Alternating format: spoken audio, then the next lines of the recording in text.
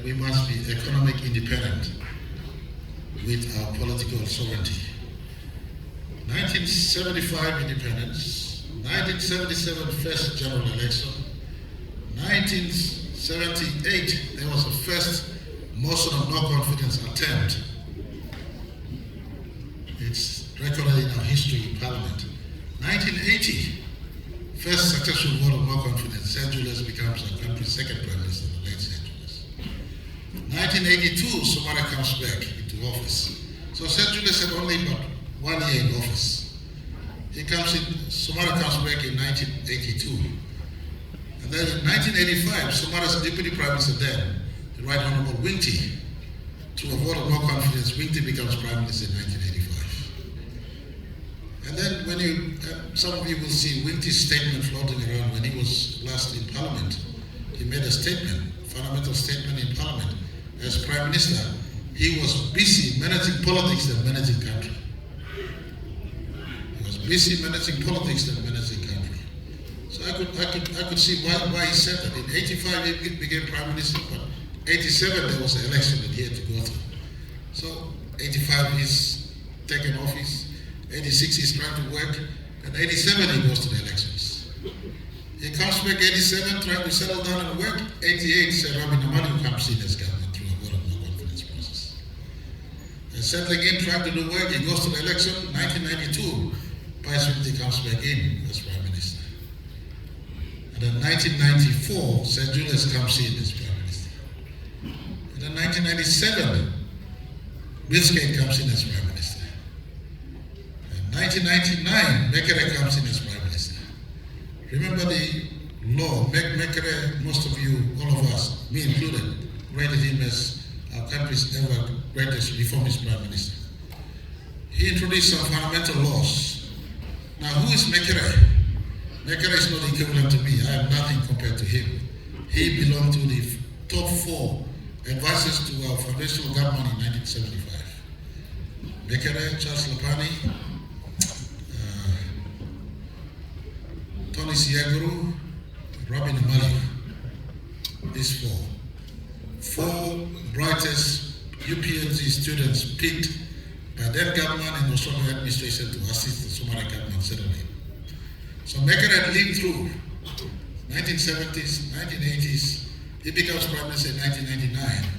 Have seen the downside of politics, and he introduced the financial reform, and he introduced the organic law on political parties and candidates that attempted to give stability to politics.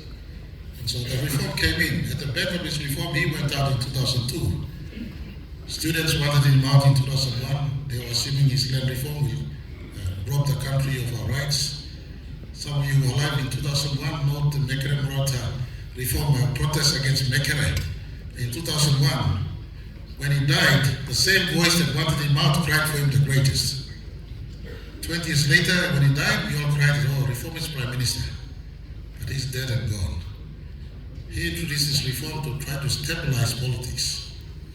So from 1975 to 2002, 12 times we had formed government. Now, you are educated people, do your research. There's statistics now available online that you could study. Statistics from our central bank, statistics from our National Statistics Office, statistics from our Treasury, statistics from IMF, World Bank, ADB. There are many statistics around. And I want you do your research. I will not tell you what it is. I know what the number is. And I'll just say it in a one sentence. The slowest pace of our country's growth. When you talk about employment today, when you talk about law and order today, every need we have for infrastructure today, it is dependent on the growth of our economy. When the economy is big, we have enough to feed everyone. The economy is like the Mumu pit or pot, size from Kaikai and economy. When the economy is small, we have little to finance all our country's development need. The slowest pace of our country's growth took place from 1975 to 2002. I give you one number. In 1975, our economy was 1 billion kina. By 2002, our economy was still under 20 billion kina. For a population by 2002, we were 7-8 million people. For a population that is 7-8 million in 2002, you need an economy that is about 100 billion kina to feed all. That's why when I became Prime Minister in 2019, I said, we must reach 200 billion kina at the earliest. That's simply because we need to grow the size of the pie to finance education, finance the law and order, finance the infrastructure, finance health sector, finance everything. So in that context, I'm coming back to the Section 145 amendment. Many of you are my children and I cannot lie to you. I got governor who sits in the opposition. And I got two brothers who stay with me in the government. The chair of being Prime Minister chair is the most desired chair in the land. For whatever it is worth. The contest to be Prime Minister has been happening since 1975 up till today. We have not removed Section 145. It still remains. If a government is bad, majority members, you only change government through a couple of ways of changing government or forming government.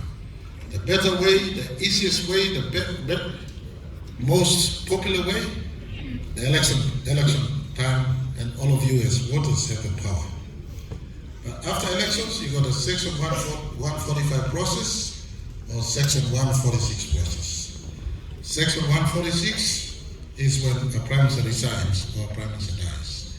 Section 145 is through the power that you have given the members. And now, after the election, the members now have your power that you've casted on them. They're in office.